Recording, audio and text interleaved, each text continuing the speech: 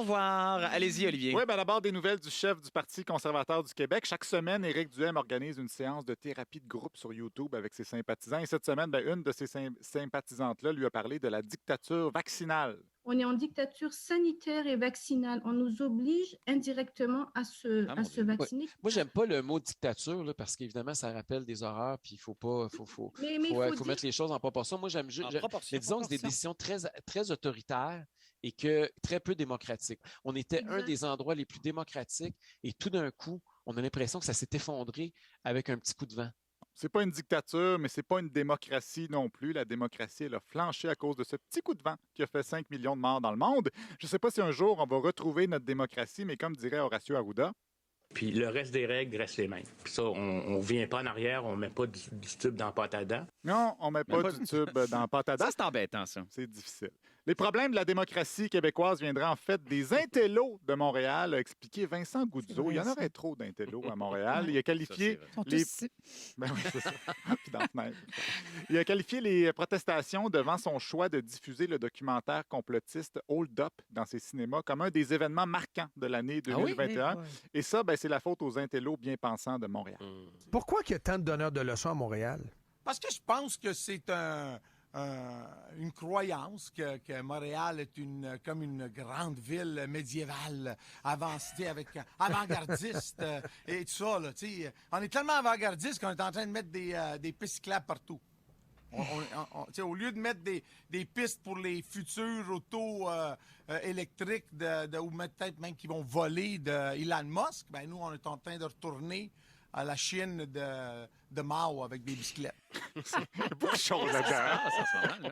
Donc, les donneurs de leçons médiévaux avant-gardistes de Montréal sur leurs fidèles destriers à pédales, ça fait peur quand même. Ceci dit, il y a quand même raison. Aucune piste pour voitures volantes encore à Montréal.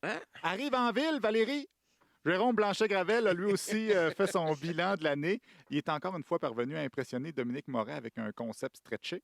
On pensait que 2021 serait plus souple que 2020 en termes de mesures sanitaires, notamment en raison de la vaccination. Mais non, le Québec s'est vraiment surpassé dans le gardiennage étatique. Le gardiennage étatique, ça, c'est quand le gouvernement veut sortir avec ses chums de filles pour bien quelqu'un pour garder. Il reste qu'on est un peu obnubilé par ces formules inventées. On oublie que ça n'a juste pas rapport. Ce qui dit les mesures sanitaires sont bien plus souples en 2021 qu'en 2020. Je ne sais pas si vous connaissez le syndrome du garde champêtre. C'est la tendance qu'ont certaines personnes à préférer les mots compliqués aux mots simples en vertu de la fascination que les mots exercent depuis toujours sur les âmes simples. Mais je pense que M. Blanchet-Gravel a très bien compris ça. C'est pour ça que Dominique Moret le considère comme un rempart contre les intellos médiévaux de Montréal. À chacun sa sauce. Mais toi, tu as ta sauce. C'est une sauce qui va peut-être ressembler un peu à celle de Fred Têtu.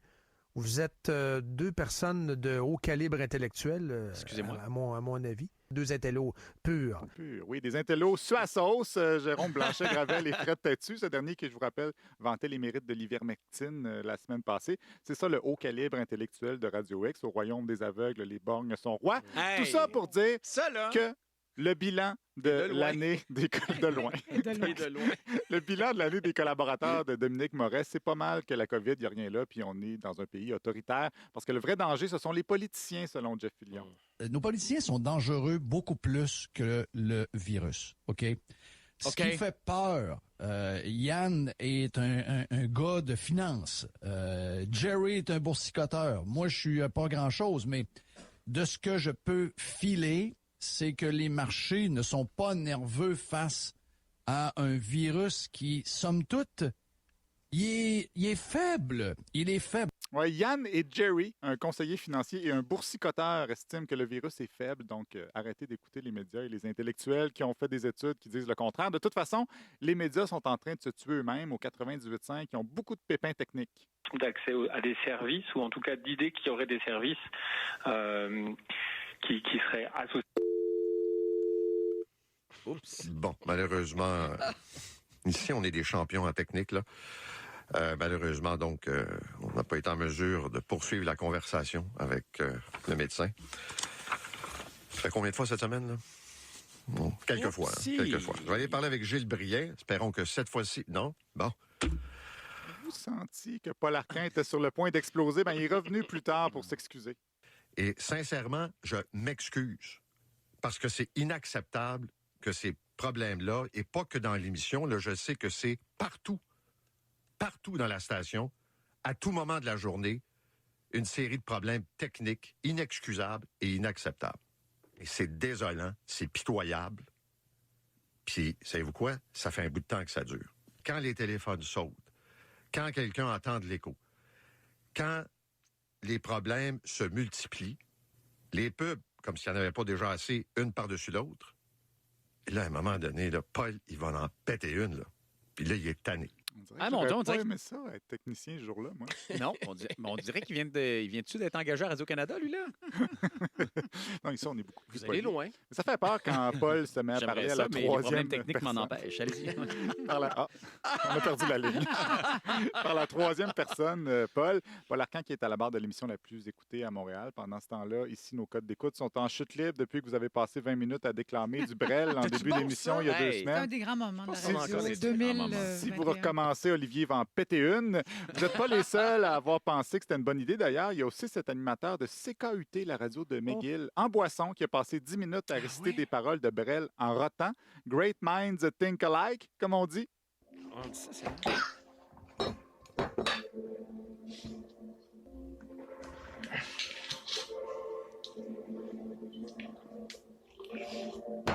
Jacques Brel New Wave? 2.0. Allons donc dans l'avant-dernier texte de Brel. Voyons. Tiens, ça, c'est la voiture du docteur. Est-ce qu'il va s'arrêter chez nous? Ouais. Non. Ça est pour le voisin. Ça est sûrement pour le petit. Voyons. Non. Moi, d'après moi, il n'a pas fait Il est vrai l'UQAM. que ce gamin, Il n'a pas fait l'UQAM ça fait comme vous. longtemps que je dis qu'il n'est pas bien. Toute l'émission, c'est comme ça. C'est voyons. Plus de 50 ans après McGill, François récolte enfin les fruits de la bataille, du Brel et des éructations bien de chez nous sur les ondes anglophones. Joe, merci beaucoup. Vous êtes un génie.